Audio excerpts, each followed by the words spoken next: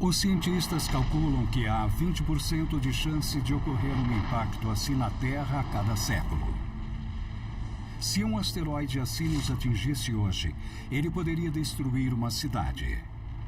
Mas a pesquisa de Cat está nos ajudando a montar a nossa defesa. Nós acreditamos que tem várias formas de impedirmos que um asteroide atinja a Terra.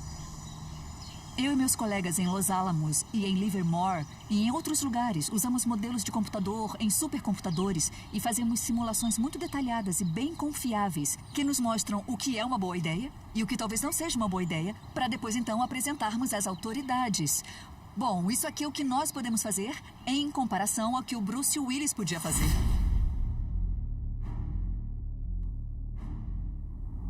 A arma mais potente do arsenal de um protetor planetário é a bomba atômica. Explodir um asteroide assim tem suas desvantagens. Há o risco de fazer chover centenas de meteoritos sobre a Terra. Mas a equipe de Cat está desenvolvendo planos para evitar tal risco. Isso inclui uma arma nuclear apenas para desviar o asteroide. Uma das coisas que eu estudo é o desvio nuclear.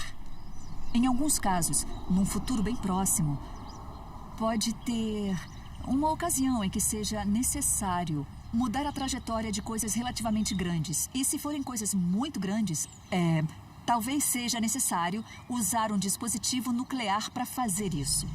Nós podemos lançar um dispositivo nuclear e detoná-lo acima da superfície do objeto, mudando um pouquinho a sua velocidade. A detonação de um dispositivo nuclear próximo a um asteroide destruiria parte de sua superfície e alteraria sua rota. Mas detonar armas nucleares no espaço não é a primeira opção dos cientistas.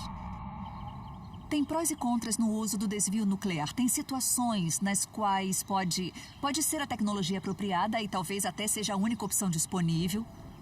Mas esperamos no futuro ter outros métodos à disposição que não sejam tão complicados, diplomáticos ou políticos. Começou a corrida para os nossos cientistas encontrarem formas de desviar um asteroide sem usar armas nucleares. Estamos descobrindo mais e mais sobre asteroides, entendendo mais e percebendo que há forma de atenuar ou até evitar os efeitos destrutivos de um impacto com a Terra. O primeiro passo na compreensão desse perigo e na prevenção desse perigo é encontrá-los. Não só os grandes que podem aniquilar a nossa civilização, mas também os pequenos que podem destruir uma cidade.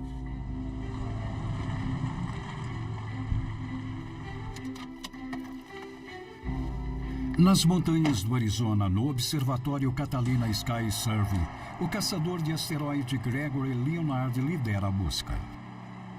Nós somos os olhos do mundo esta noite, com este telescópio no topo desta montanha.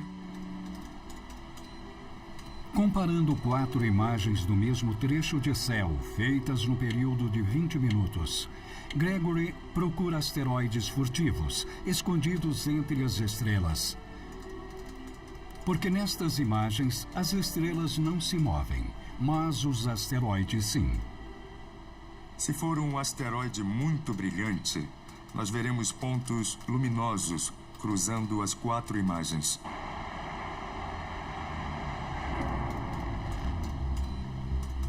Você tem que beijar muitos sapos antes de encontrar um príncipe ou uma princesa, e é o caso esta noite, como quase toda noite. Ah, olha ele aí. É um objeto real. Aqui dá para ver ele se movendo pelo céu, do canto inferior direito ao superior esquerdo. Estamos muito felizes de termos descoberto um esta noite, porque é um objeto que está se aproximando do espaço aéreo, provavelmente na vizinhança da Terra. A pesquisa de Gregory revela que este asteroide de 30 metros poderia passar a 1 milhão de quilômetros da Terra. Isso é menos de 3 vezes a distância até a Lua. E no futuro, a órbita desse asteroide pode se aproximar da Terra, talvez até entrando em rota de colisão. Se isso acontecer, nós vamos precisar estar preparados. Quanto antes nós o avistarmos, mais chances teremos de alterar o seu curso. O espaço é tão grande, a Terra é tão pequena e o asteroide está vindo de tão longe que se desviarmos só um pouquinho, se dermos um empurrãozinho, uma pequena correção de curso, quando ele passar pela região onde está a Terra, passará bem longe de nós. Para fazer isso, nós temos que mudar a trajetória dos asteroides. Pense numa tacada de golfe. Se a bola for lançada com apenas 1 grau de diferença na trajetória, ela cairá bem longe do green. Agora, pense num asteroide fazendo o mesmo movimento.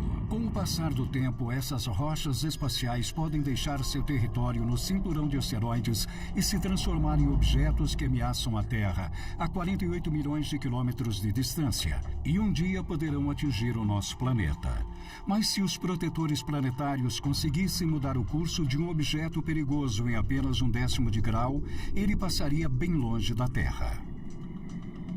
E os cientistas imaginaram uma forma bastante direta de fazer isso. No jogo de futebol, se alguém da defesa vê o atacante quase entrando na área, o que ele faz? Bum! Vai com tudo, derruba o cara, faz algo desse tipo. E é isso que queremos fazer com os asteroides. Então nós vamos enviar algo em direção a um asteroide bem rápido para atingi-lo, o que se chama impacto cinético. Ele bate com toda a força e muda não só a velocidade do asteroide, mas também a sua trajetória.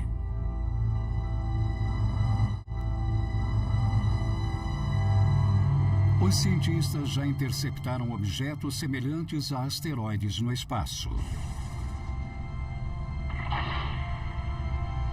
2005. A nave espacial Deep Impact se aproxima de Tempel 1, um cometa com metade do tamanho de Manhattan. A nave envia uma pequena sonda até o cometa. Como uma bala, ela atinge em cheio o cometa, arrancando material de sua superfície. A pesquisa sobre os impactos cinéticos continua. Em 2022, uma nave espacial batizada de DART se chocará contra um asteroide a mais de 20 mil quilômetros por hora. Essa transferência de força cinética vai mudar a velocidade do asteroide. Com velocidades relativas de muitos quilômetros por segundo. E quando isso acontece, voam faíscas. Se você tem 2 asteroides e eles colidem, eles viram 10 asteroides. Aí esses 10 asteroides colidem e viram 100 asteroides. Esses asteroides colidem de novo e você poderá ter 1.000, 1 milhão, 1 bilhão de colisões possíveis com a Terra. E cada um deles representa uma ameaça diferente. O seu tamanho, velocidade e distância da Terra determinam o grau de perigo. Quanto mais nós entendemos um asteroide, mais podemos nos preparar para nos defendermos dele. Este é um caso de conhece teu inimigo. Precisamos conhecer as características desses objetos se quisermos ter a esperança de conseguir removê-los do nosso caminho, quem sabe um dia. Mas os cientistas estão percebendo que a composição do asteroide pode ser o fator mais perigoso. Saber do que os asteroides são formados pode nos ajudar a encontrar seus pontos fracos. Marina Brozovic, do Centro de Estudos de Objetos Próximos à Terra, usa uma tecnologia desenvolvida durante a Segunda Guerra Mundial, o radar.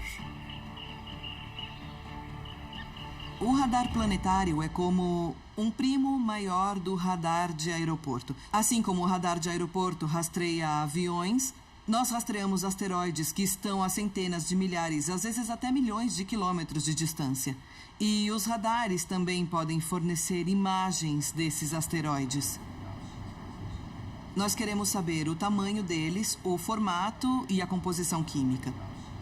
Com relação aos detalhes que vemos na superfície, melhor que isso só enviando uma nave espacial. Então o radar é como uma pequena missão espacial. Os radares mostram que asteroides podem ser formados por rocha, metal ou uma combinação dos dois. E essas informações são cruciais para sabermos como lidar com eles. Um asteroide metálico é muito mais denso do que um asteroide rochoso. Então, o impacto de um asteroide grande de ferro pode liberar muito mais energia do que o de um asteroide de rocha do mesmo tamanho. Assim como uma bala de canhão metálica causa muitos estragos do que uma pedra do mesmo tamanho, asteroides metálicos podem ser infinitamente mais letais do que asteroides rochosos. Mas agora os cientistas estão descobrindo que a maioria dos asteroides é menos como uma bala de canhão e mais como um cartucho de espingarda. Muitos asteroides não são objetos únicos, monolíticos, mas um aglomerado de resíduos. Então, eles são formados por muitas rochas menores, seixos e grãos. E tudo isso se aglomera com a gravidade de forma bem frouxa. Provavelmente, asteroides assim como o Itokawa, em formato de amendoim, se formam depois de colisões violentas entre asteroides. Inicialmente, os fragmentos rochosos das colisões se espalham como estilhaços de uma granada. E depois, a gravidade faz com que parte deles volte a se unir frouxamente. Esses aglomerados de rochas podem tomar outro formato. Perder massa, formar satélites e criar esses formatos interessantes que vemos em muitos asteroides. Esses asteroides de formatos irregulares podem parecer estranhos, mas são parte crucial da nossa pesquisa. O que nós aprendemos sobre a população de asteroides é que, no que diz respeito aos asteroides de 15 quilômetros de extensão, quase todos eles são formados pelo acúmulo de detritos de enormes colisões que ocorreram no começo da história do cinturão de asteroides. A estrutura dos asteroides formados por detritos apresenta um grande desafio para os nossos protetores planetários. Como os nossos heróis cientistas podem nos salvar de um monte de escombros? Se o objeto é uma massa sólida de metal, ele responde a um impacto ou uma explosão de forma bem diferente de um monte de detritos mal aglutinados pela sua própria gravidade. Eles são objetos muito, muito delicados e realmente têm que ser analisados de uma forma bem especial. Nós não podemos simplesmente enviar uma sonda para colidir com eles. Colidir com um asteroide formado por detritos seria como chutar um monte de folhas. Milhares de rochas menores seriam arremessadas em todas as direções. Elas seriam indetectáveis, imprevisíveis e continuariam a vir na nossa direção. Mas nós temos um plano. Em vez de usarmos a força bruta, poderíamos usar o leve puxão da gravidade. Então, em vez da ideia de dar uma pancada bem forte para ele se afastar, nós precisamos ser bem mais cuidadosos e usar algo mais preciso. E é aí que entra o trator gravitacional. Esses montes de detritos rochosos podem ser pequenos, mas eles têm gravidade. E se enviarmos uma sonda com massa de, digamos, 1 tonelada, ela também tem gravidade. Não muito, mas ela existe. E se a colocarmos perto do asteroide, poderemos usar a gravidade mútua, a atração entre eles, para puxar o asteroide para uma órbita segura. Basta estacionarmos a nave espacial próxima ao asteroide, deixá-la sobrevoando sem deixar que o asteroide e a nave se atraiam pela gravidade, e então usar a gravidade da nave como se fosse um reboque, tirando o asteroide do caminho. Isso parece ficção científica, mas, na verdade, a física envolvida é relativamente simples e nós podemos fazer. Mas, para fazer isso, eles têm que prever todos os movimentos. Num sistema solar em constante mudança, isso não é fácil. Nós medimos as órbitas e conseguimos desenhar mapas dessas órbitas conforme as vemos hoje. Mas sabemos que não é uma população estática, que ela é dinâmica. As coisas estão sempre mudando no cinturão de asteroides. Não se trata apenas do tamanho do asteroide. Você tem que saber a densidade, a órbita, a velocidade para poder atacá-lo. Colisões podem colocar detritos de um asteroide em novas órbitas. Mas há outro fator envolvido: a imensa gravidade do gigante gasoso Júpiter. Júpiter é o planeta mais massivo do sistema solar e fica perto do cinturão de asteroides. A gravidade dele pode afetar esses asteroides e tornar as suas órbitas mais elípticas, mandando-os em direção ao Sol, cruzando a órbita da Terra. Calcular o efeito de Júpiter em milhões de asteroides já é bem difícil. E com a influência dos maiores objetos do cinturão de asteroides, rochas de 480 quilômetros de extensão, como Vesta e Pallas, a tarefa que já era difícil se torna impossível. Quando pensamos no cinturão de asteroides, imaginamos um lugar abarrotado de rochas e que estão sempre batendo umas nas outras. Mais ou menos como em Star Wars, quando Han Solo pilota a Millennium Falcon por espaços bem apertados. Bom, as coisas hoje não são mais tão movimentadas. Há muito mais espaço entre os asteroides. Porém, mesmo assim, não é tão fácil passar com uma nave espacial por lá porque todos esses objetos têm massa. E toda massa exerce gravidade. Isso significa que cada asteroide exerce uma força sobre qualquer outro asteroide que passar por perto. É uma espécie de caos em câmera lenta. Nós não sabemos ao certo como esses asteroides todos interagem.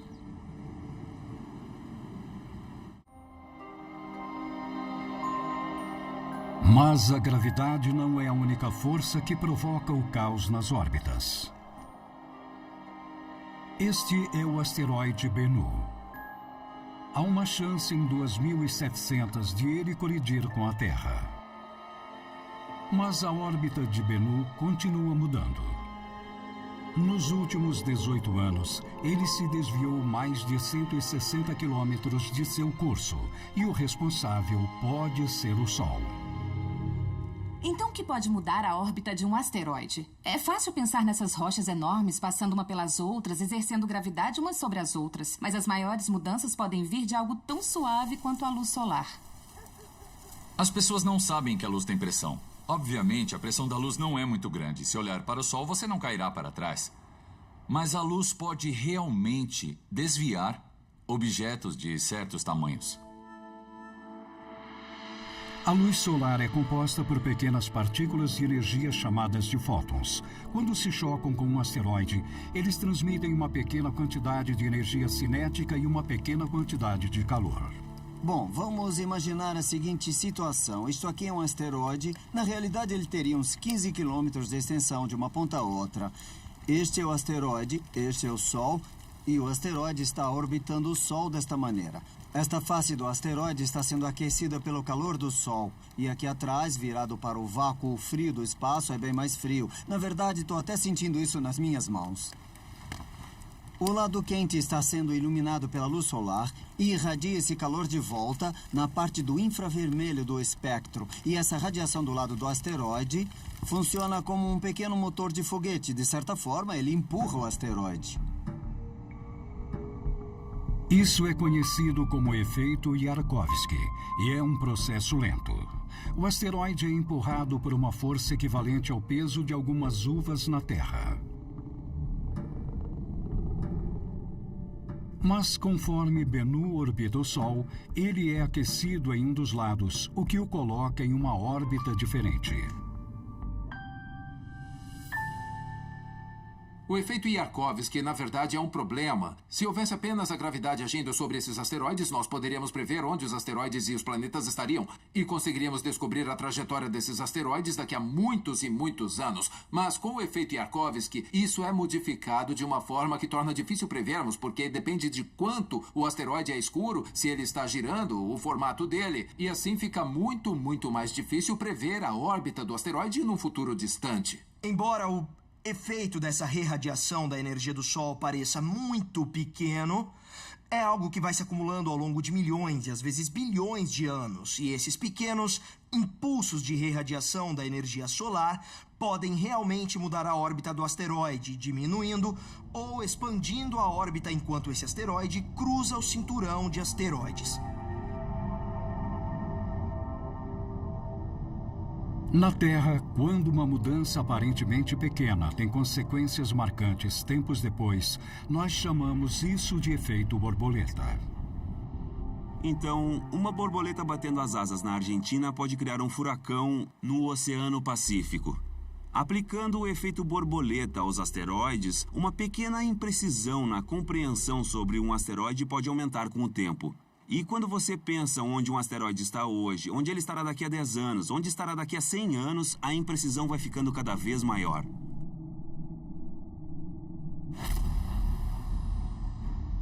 O efeito Yarkovsky torna a previsão dos movimentos de asteroides como o Bennu ainda mais difícil. Mas os protetores planetários são engenhosos e estão tentando usar o efeito Yarkovsky para criar uma nova arma e ampliar seu arsenal. Nós sabemos que o efeito Yarkovsky pode mudar muito as órbitas dos asteroides. E é um efeito que nós podemos usar para alterar a rota dos asteroides. Se conseguirmos mudar a forma como o asteroide é aquecido pelo Sol, mudando a sua cor, ou mudando o seu formato para que ele seja aquecido de determinada forma, então conseguiremos mudar a sua órbita. Se os cientistas pudessem enviar um satélite para um asteroide, ele poderia levar tinta preta ou branca para aumentar ou diminuir o efeito do aquecimento. Na University of Southern California, uma equipe de cientistas está trabalhando numa solução de alta tecnologia. Eles estão tentando melhorar o efeito Yarkovsky usando um laser com base no espaço chamado D-Star. Digamos que detectem um asteroide em rota de colisão com a Terra. Podemos usar um laser espacial para destruir o asteroide. Você faz com que o material na superfície evapore. Ele se transforma em gás que se expande muito rápido. E isso age como um foguete. Então você pode usar isso para empurrar o asteroide para uma rota mais segura. O laser espacial é mais uma arma poderosa dos nossos protetores planetários em luta contra os asteroides. Ele se junta aos tratores gravitacionais, aos impactos cinéticos e às armas nucleares do arsenal. Mas há um grande problema. Todos esses métodos de defesa contra asteroides são tecnologicamente possíveis. O que nos preocupa um pouco é que nenhum deles está pronto para ser usado agora. Ainda não estamos livres do apocalipse. Nós fizemos muitos progressos, principalmente nos últimos anos, mas ainda não chegamos lá. Mas podemos chegar a esse ponto daqui a algum tempo, daqui a 10 ou 15 anos.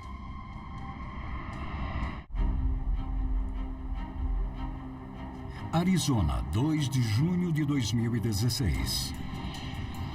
Uma rocha de 1,5 metro avança em direção à Terra a uma velocidade de 64.000 quilômetros por hora.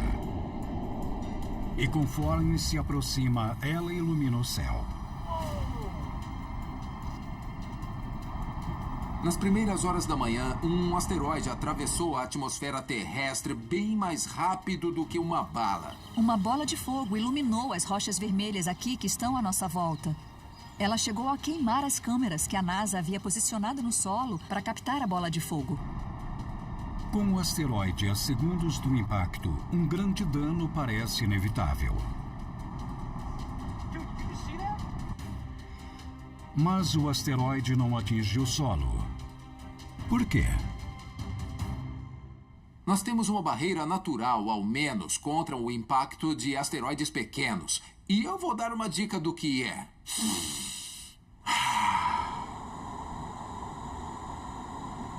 O ar à nossa volta parece tênue demais para nos defender de uma ameaça do espaço. Mas, na verdade, a atmosfera é a nossa última linha de defesa contra os asteroides.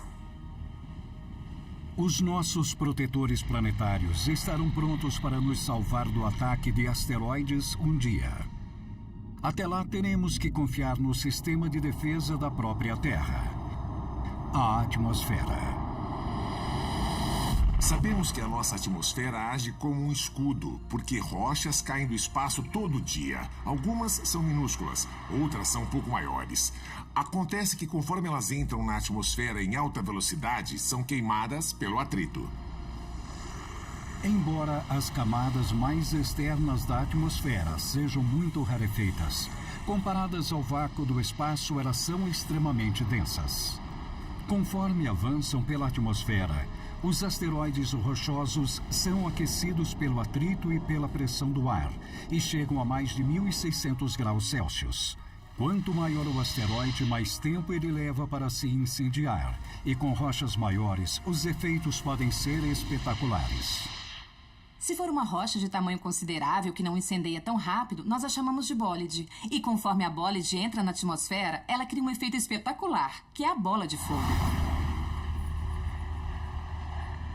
Em fevereiro de 2013, uma bola de fogo cruzou o céu de Chelyabinsk, uma cidade na Rússia, quando um bólide de 18 metros de diâmetro entrou na atmosfera. Esse asteroide era maior do que um ônibus escolar e viajava a 17 quilômetros por segundo. Ela ficou super quente, se fragmentou em pedaços menores e esses pedaços se chocaram com a atmosfera. Quando toda a incrível energia do movimento dessa rocha foi convertida em luz e calor, ela explodiu. O asteroide de Chelyabinsk foi o maior objeto que invadiu a atmosfera em mais de 100 anos.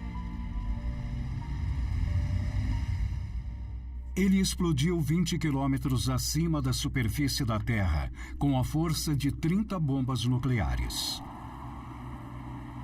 A explosão deixou mais de 1.500 feridos e danificou 7.000 construções.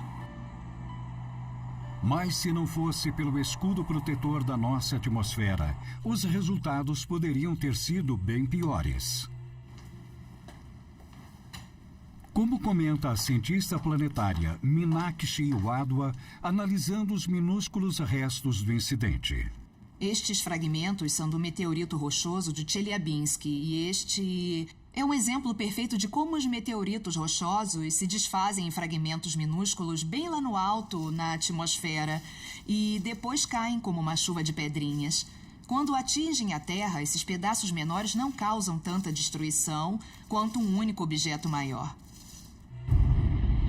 O problema é que a atmosfera só pode nos proteger de asteroides rochosos ou formados por detritos que tenham no máximo 30 metros de extensão.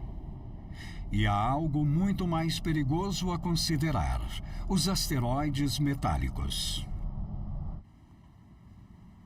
Objetos metálicos não se quebram nem se esfacelam tão facilmente. Eles são muito mais compactos e fortes, então não se fragmentam tão facilmente na atmosfera.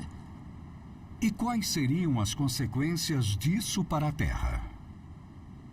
Se cair um asteroide rochoso ou um asteroide feito de detritos, ele nem chega a tocar o solo. Um asteroide de até 30 metros de extensão se incendeia no céu. Mas se caísse um asteroide metálico de 30 metros, primeiro você não teria o aviso. Ele entraria na atmosfera e logo depois atingiria o solo, um segundo depois, causando uma enorme explosão que abriria uma cratera de 1,5 km de diâmetro. Gigantesca. Para se ter uma noção do estrago, você teria muitos prédios destruídos, milhões de mortos pela onda de choque que se propagaria. Um verdadeiro desastre. E depois, uma camada de poeira caindo nos minutos ou horas seguintes. O asteroide metálico avançaria pela atmosfera porque ele é duro demais para que o atrito ou a pressão do ar consigam fragmentá-lo completamente. Então ele se chocaria com o solo numa explosão catastrófica. Os asteroides metálicos podem ser os maiores inimigos dos nossos protetores planetários.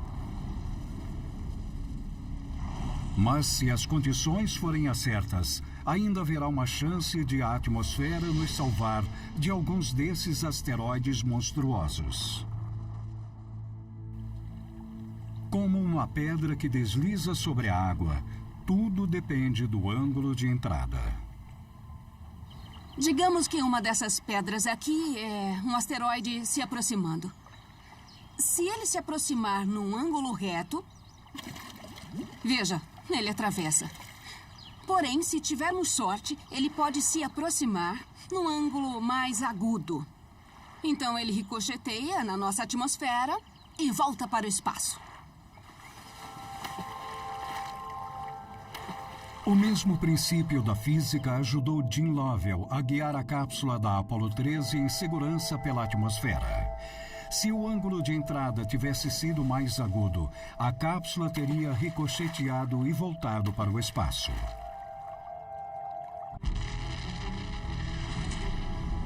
Mas a Terra pode ter mais uma defesa natural. Nós sabemos que um asteroide atravessou a atmosfera e extinguiu os dinossauros. Mas pesquisas mostram que o nosso planeta poderia ter salvado os dinossauros. Os dinossauros foram bem azarados. Mesmo que o objeto passe pela nossa atmosfera, temos mais uma linha de defesa.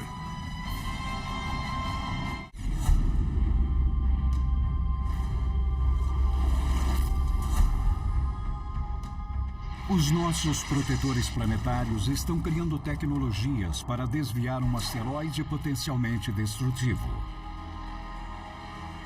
Mas até que o seu arsenal esteja montado, a Terra tem a sua própria estratégia de defesa.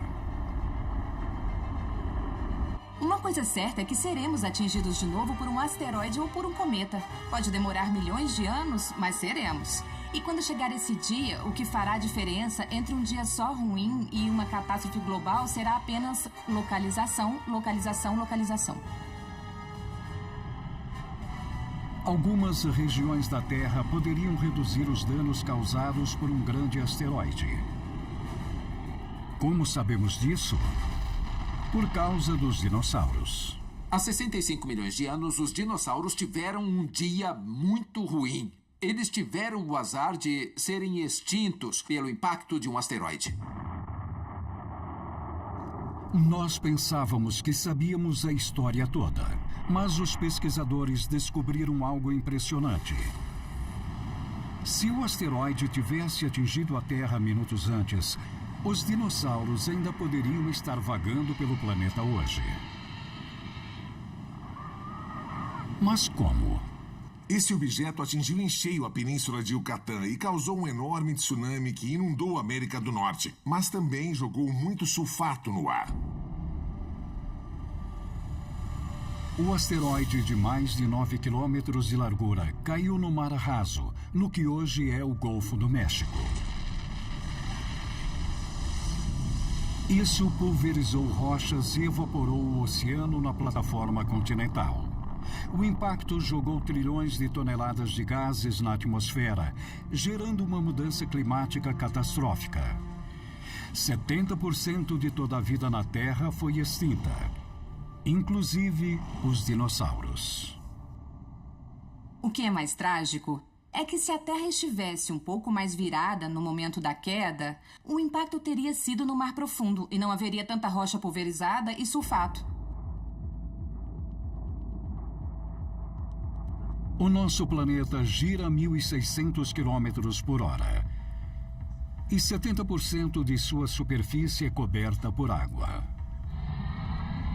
Então, com um pouco de sorte, o assassino de dinossauros poderia ter caído em águas profundas. Se tivesse caído em outro lugar, ele teria causado uma grande agitação no mar que seria devastadora, mas não tanto ao ponto de extinguir os dinossauros. E se os dinossauros não tivessem morrido, não sei se estaríamos fazendo esse programa. O asteroide que extinguiu os dinossauros permitiu que nós, mamíferos, dominássemos a Terra. Por sorte, esses asteroides gigantes só nos atingem uma vez em milhões de anos. Mas a cada 2.000 anos, em média, uma rocha do tamanho de um campo de futebol atinge a Terra. O que aconteceria se um desses asteroides menores e mais comuns caísse no mar? Se pensa em alguma coisa como o Oceano Pacífico, você tem toda a costa. Logo, tem muitas pessoas que estão em risco. A maior parte da superfície terrestre é de água. Por isso que eu afirmo que é realmente mais provável que um asteroide atinja o mar. Então, a questão é, que tipo de tsunami ele geraria? Os cientistas calcularam o que aconteceria se um asteroide atingisse diferentes partes do oceano. Nós calculamos em 3 dimensões, com diferentes tipos de composição, diferentes profundidades, diferentes ângulos de entrada, e descobrimos que a plataforma continental nos salvaria. A plataforma continental é a parte do relevo submarino que se estende a 80 quilômetros da costa. Então, se um asteroide de centenas de metros de largura cair no oceano profundo, o mar raso criado pela plataforma continental poderá fazer com que o tsunami seja contido antes de chegar à Terra. Tudo indica que o oceano nos protegerá. Onde o mar é profundo, acreditamos que o asteroide com menos de 120 metros de extensão, que são bem grandes, não criarão tsunamis. Então, não precisamos nos preocupar tanto quanto imaginávamos. E a parte rasa da água, na verdade, vai nos proteger de qualquer tsunami que estiver chegando.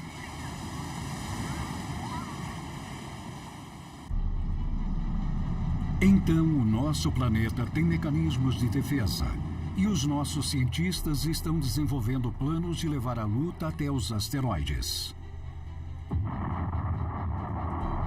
O que eles precisam é de tempo. A astronomia pode salvar o mundo, porque estamos procurando todos os asteroides que um dia possam colidir com a Terra. E se os encontrarmos, poderemos evitar um evento que poderia destruir a civilização. Se tivermos tempo, então teremos a vantagem de pensar sobre o problema, de planejar e criar as tecnologias e de testar as técnicas necessárias para tirar um asteroide do nosso caminho. O tempo realmente é nosso aliado. Nós ainda não podemos evitar o apocalipse, mas com a equipe de proteção planetária ao nosso lado, logo teremos a chance de vencer a guerra. Se você quiser saber qual é o maior pesadelo de um astrônomo, é um impacto de asteroide. É algo pessoal, entendeu? Porque aconteceria aqui na Terra. É um desafio para nós e por isso queremos evitá-lo. A boa notícia é que estamos perto de desviá-los. Estamos quase lá. Só temos que continuar trabalhando. Sempre que tem uma ameaça global nos filmes de ficção, as pessoas procuram cientistas para desenvolver algo que salve a Terra. Bom, esse é um dos maiores exemplos de ficção científica se tornando realidade. Tudo depende de nós, os seres humanos, do nosso desejo de explorar e entender o sistema solar. Isso se torna ainda mais importante no que diz respeito aos asteroides. Nós temos que continuar a varrer os céus. Temos que continuar sendo cientistas para defender a Terra.